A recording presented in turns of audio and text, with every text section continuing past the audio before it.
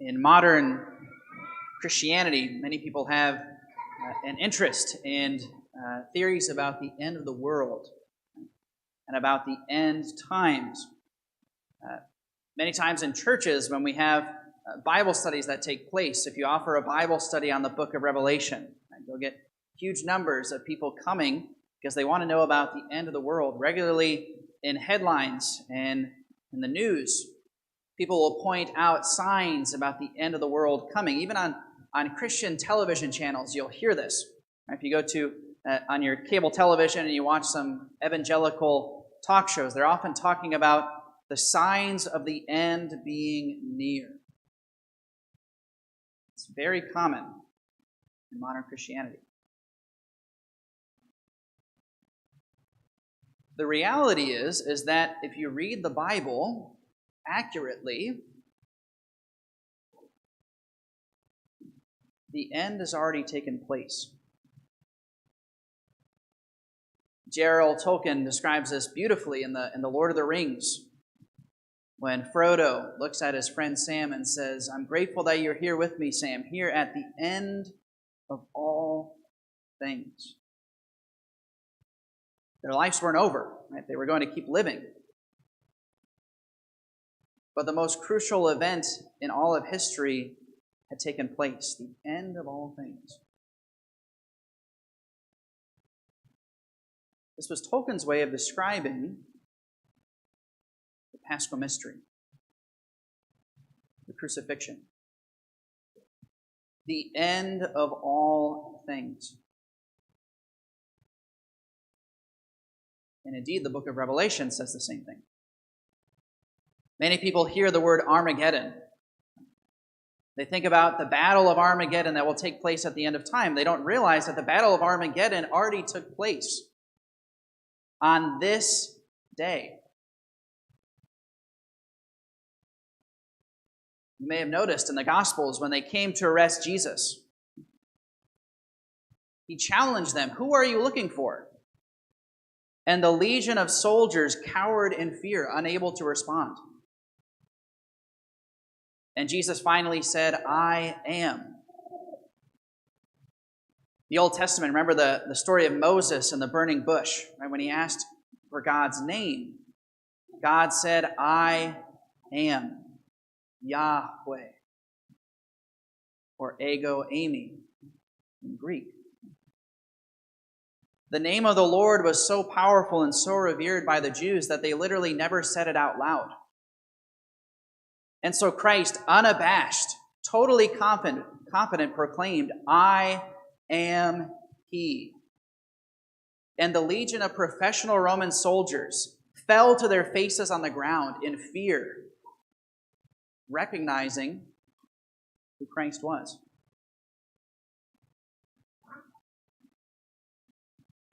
Christ was not arrested unwillingly. He handed himself over.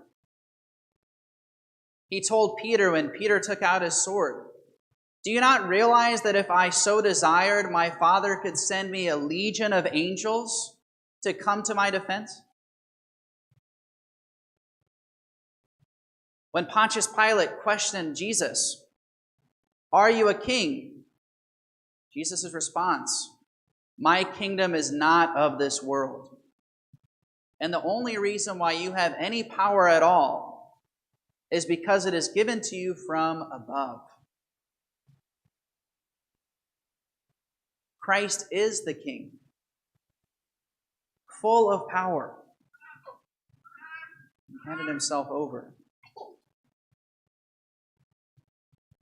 The book of Revelation, some of you are familiar with the four beasts that are described in the book of Revelation. It's really only three beasts that are described. Some people think about just the one beast, the mark of the beast. It's actually based off of a very famous vision of the prophet Daniel. See, the child knows what I'm talking about, right? It's very scary stuff, okay? It's already starting to cry, okay? The book of Daniel, the prophet Daniel, living in exile, living in Babylon, just over 500 years before Christ was to be born.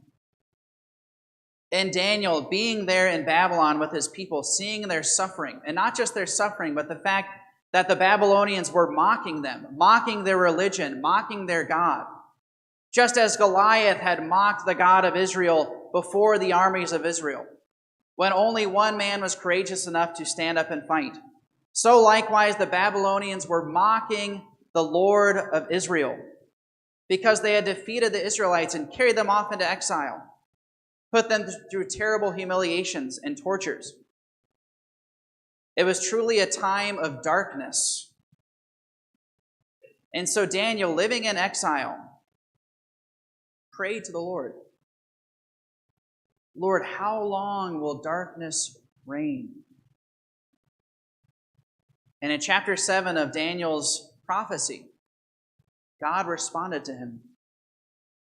And Daniel had a dream of sorts. Really, it was a nightmare. And Daniel saw 4 different beasts who rose into power in the night. Terrifying, horrific beasts. And the angel Gabriel revealed to Daniel that each of those 4 beasts represented 4 wicked kingdoms that would rule over the people of Israel during their exile.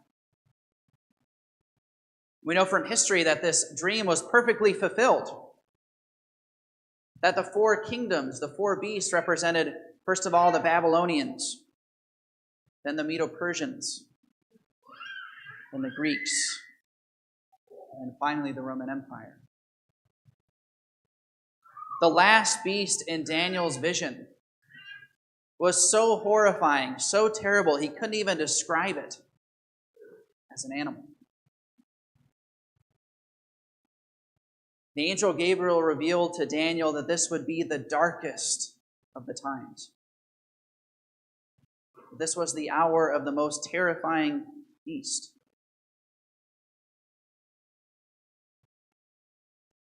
See, the book of Daniel and the book of Revelation both reference these prophecies. But the prophecy is not just simply about pagan kingdoms or about pagan rulers.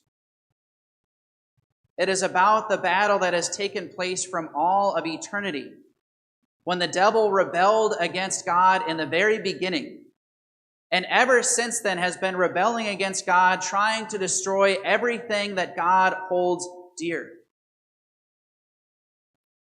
Most especially, humanity itself. The men who came to arrest Jesus, they knew his power. They knew that he was a king. And Christ let the powers of darkness take hold of the people as a mob possessed by the devil, crying for his crucifixion, for his death, for his blood. Christ could have stopped it at any moment. But his kingdom is not of this world. And in order to achieve the victory, Christ had to submit himself to the terrible and brutal death he endured. Just as Daniel in the visions of the night saw the 4 beasts, and then he saw one like a son of man appear, so Jesus, in this terrible hour of darkness, called himself the Son of Man. And he took up his cross at the very hour of darkness, at the 6th hour of the day, on the 6th day of the week. And he took that cross, the burden of the entire world, upon his shoulders. He won salvation for us.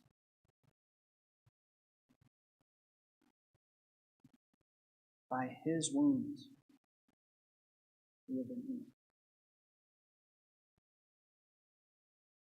By his death, we might live.